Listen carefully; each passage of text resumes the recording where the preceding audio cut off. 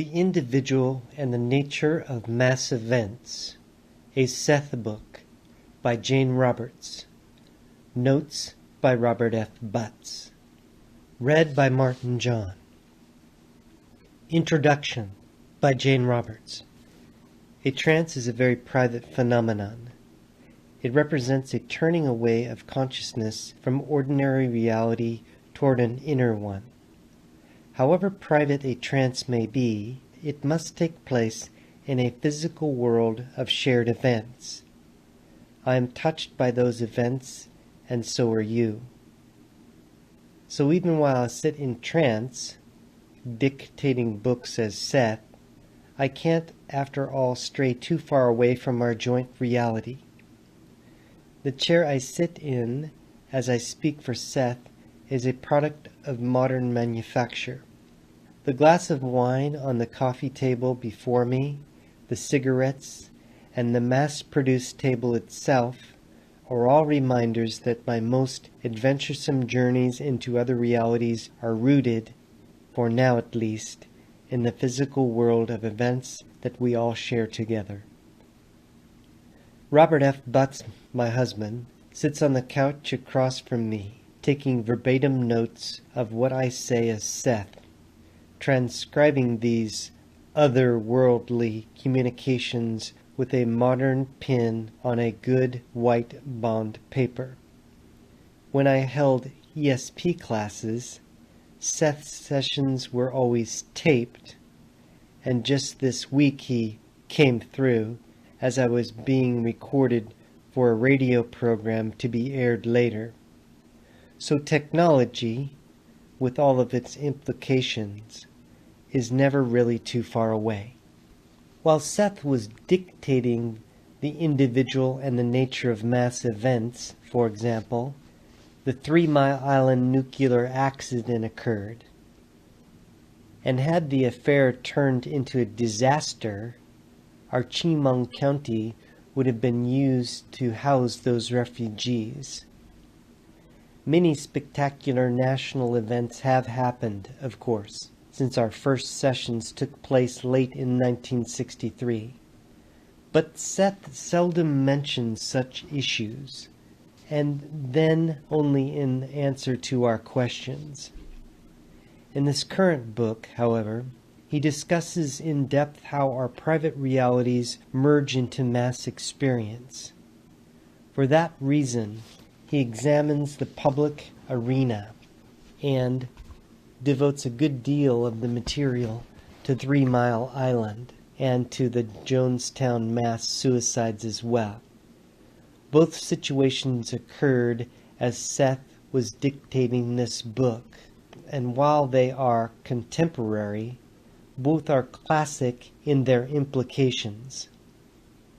Rob's notes provide the necessary exterior orientation for this present volume, as they do for the previous Seth books, and hint at the framework of normal life in which Seth so gallantly appears twice weekly, tossing off my glasses and thereby signaling the beginning of my trance.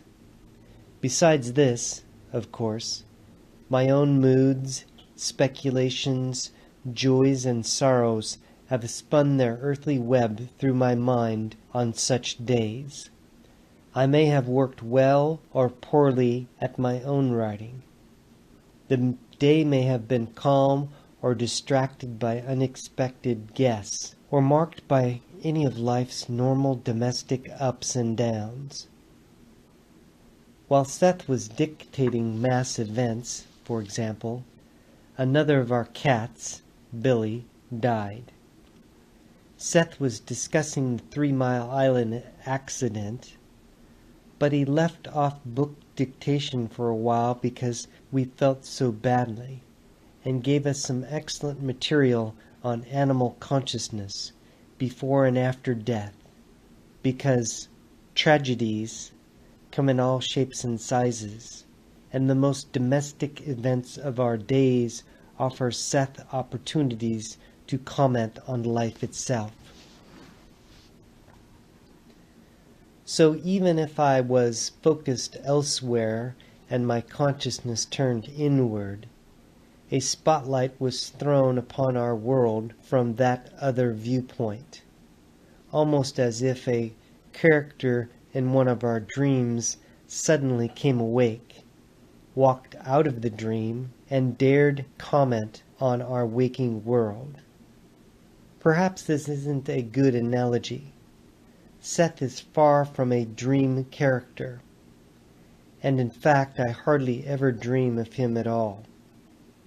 But he is a personality whose platform of reality isn't the same as ours, a personality who writes books through me, but from his standpoint, not mine.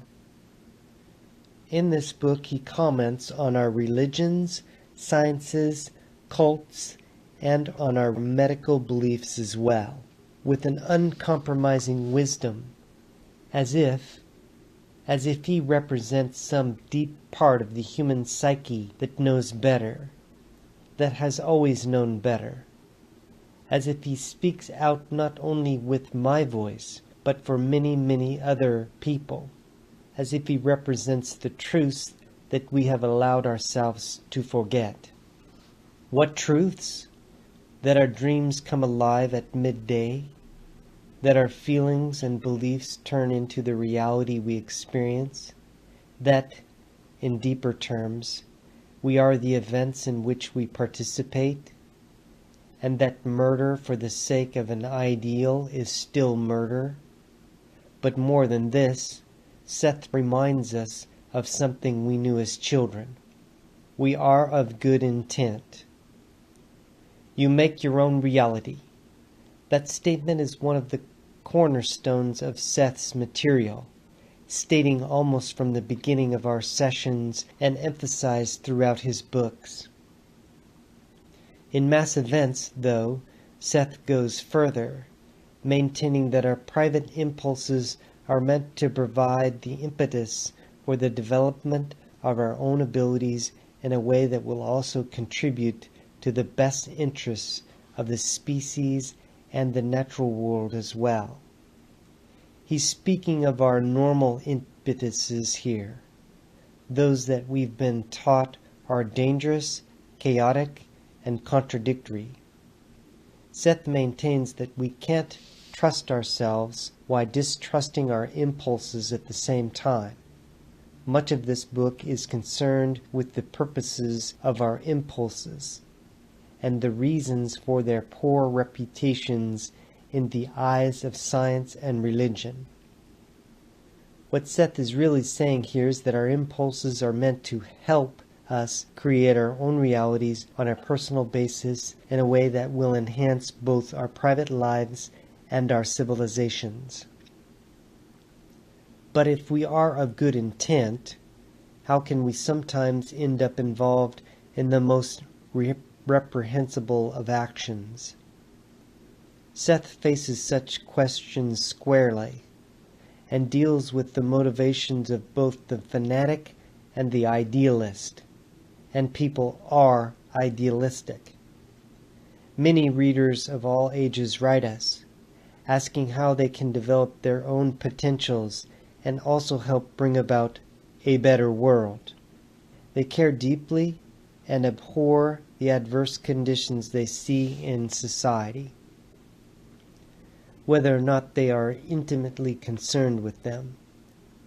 In this book, Seth clearly shows how each of us can contribute to the mass reality, and concisely outlines the issues so that we don't fall prey to disillusionment or fanaticism.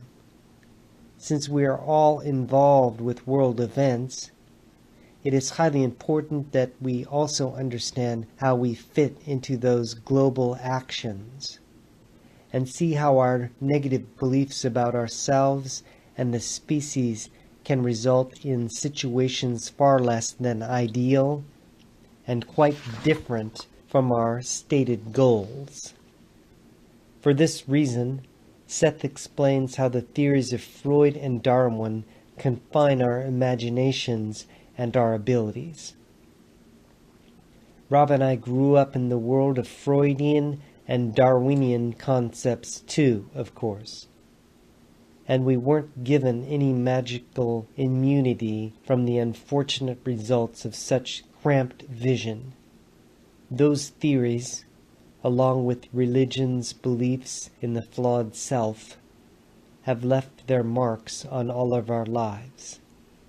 Rob and I have been given a new, vaster philosophical structure through the Seth sessions, one that we share with our readers, and that structure is still emerging. It is far from finished. The answers are not all in.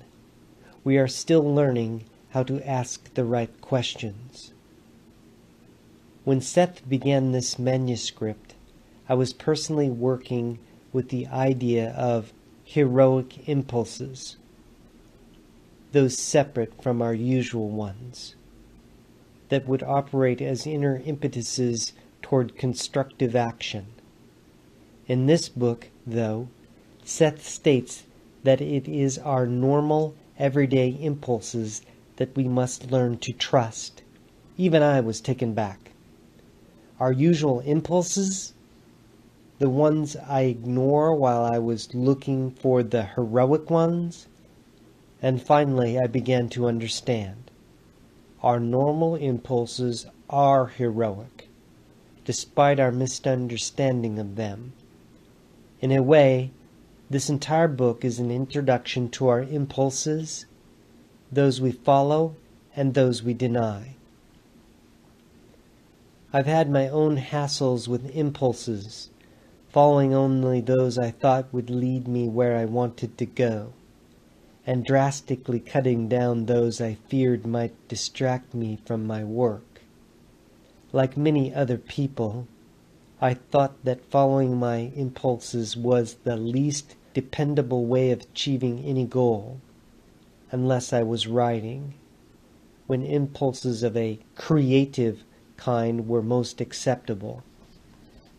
I didn't realize that all impulses were creative.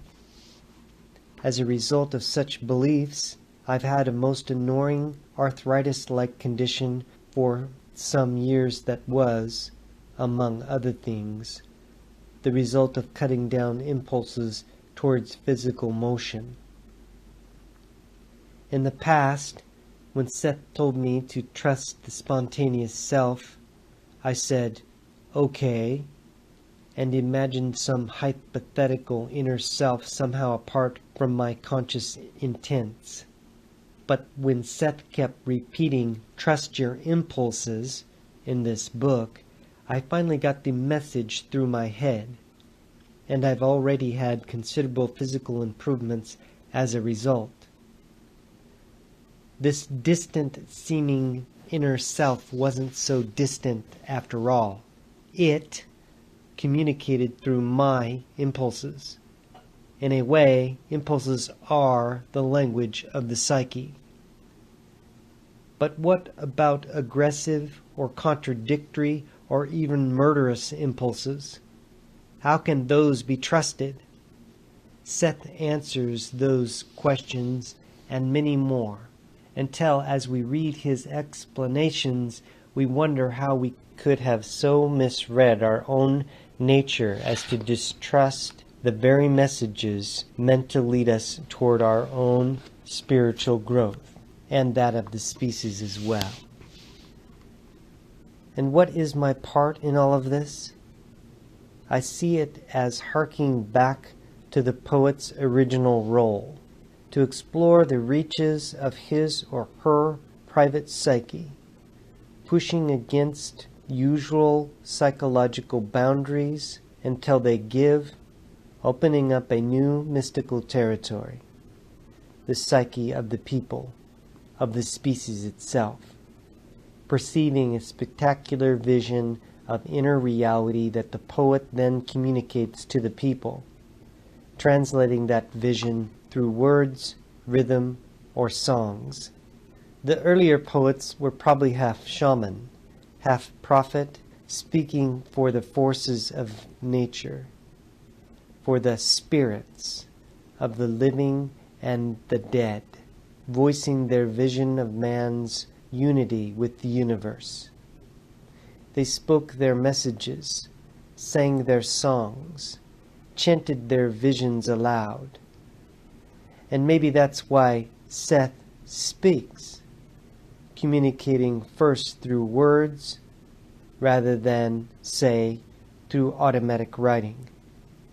Seth's books are first of all spoken productions. Perhaps the Seth sessions themselves harken back to some ancient time when we received much of our pertinent information about ourselves in just such a fashion. One of us journeying for the others into the mass unconsciousness, a journey that somehow altered and expanded the personality, and then communicating our visions as best we could. If so, though, such altered between-world personalities can be remarkably stable, and if they form according to our ideas of individuality, they can certainly outdo us in their unique complexity.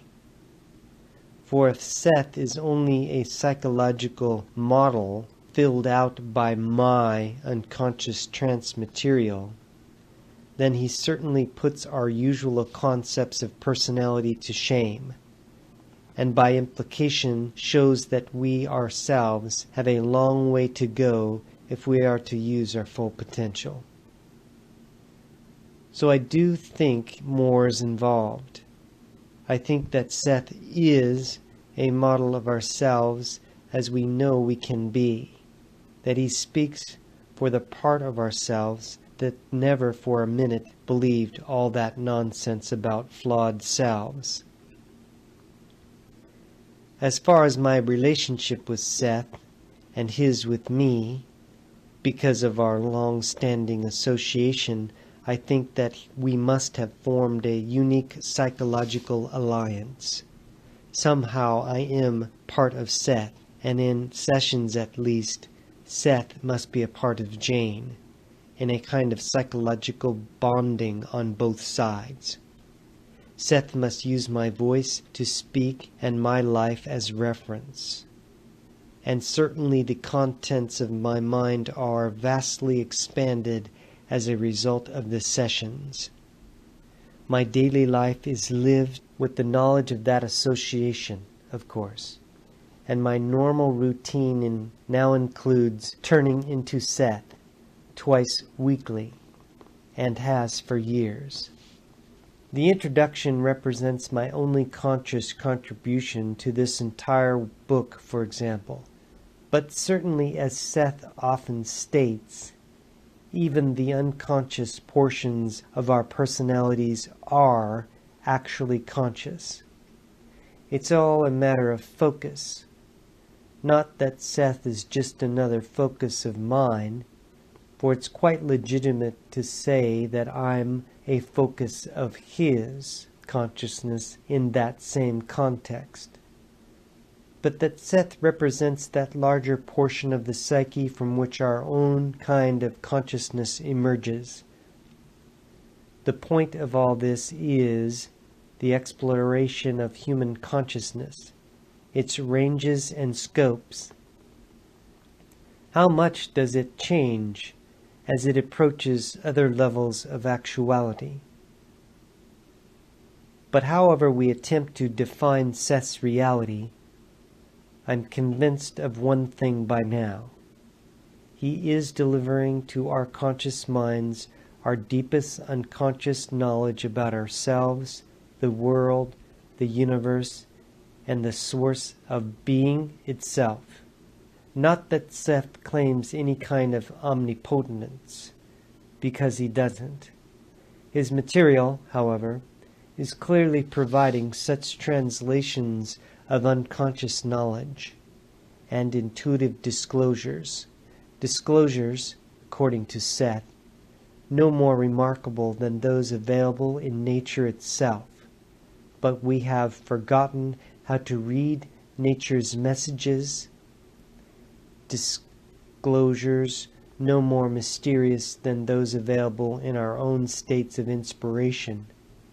But we've forgotten how to decipher those communications too. Instead, many people are even frightened of inspiration itself. I think that such phenomena were important in evolutionary terms, helping to shape man's consciousness. Not that such material wasn't often distorted, or just as often discounted. In any case, it would have to be interpreted again and again so that it applied to the species' experience in time's framework. Talk about psychological complexities.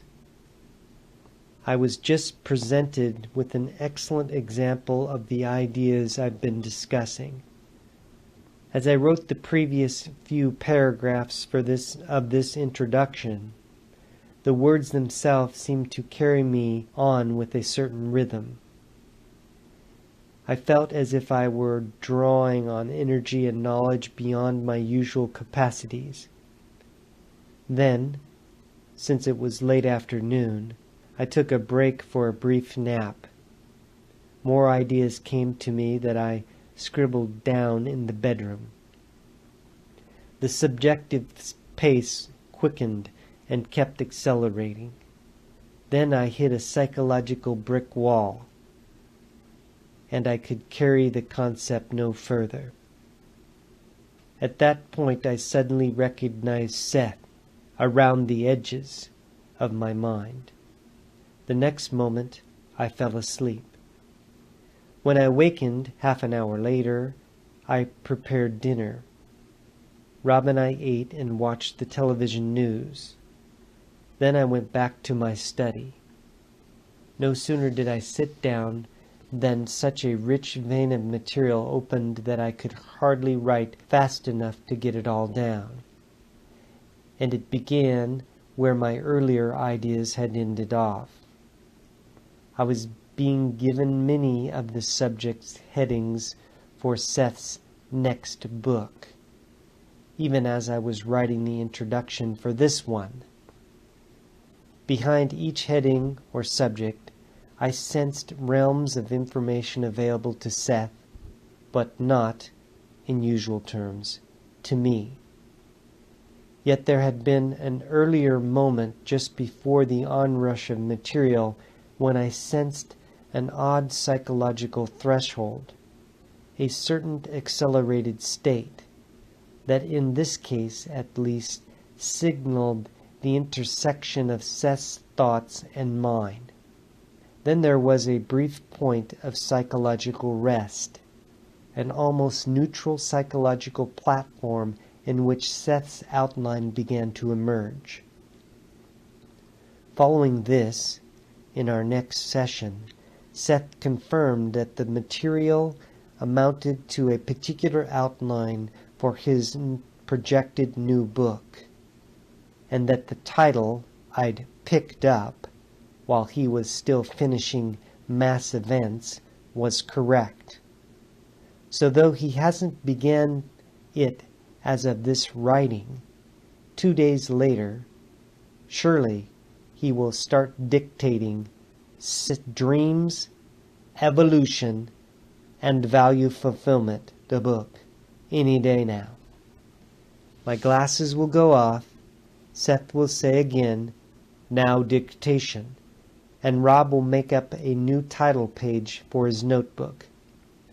The Seth sessions and Seth's books are inevitably connected to my relationship with Rob, of course. He's far more than a recorder or transcriber of the material.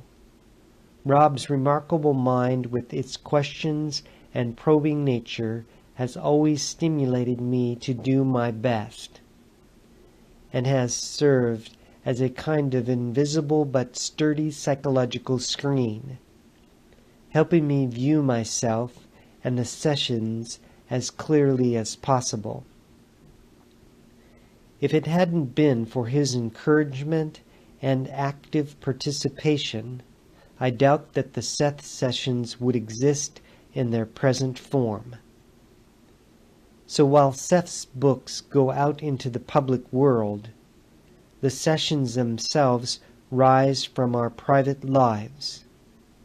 Yet those lives are lived in coexistence with a mass arena of events that brush against us gently at times or drastically affect our days on other occasions.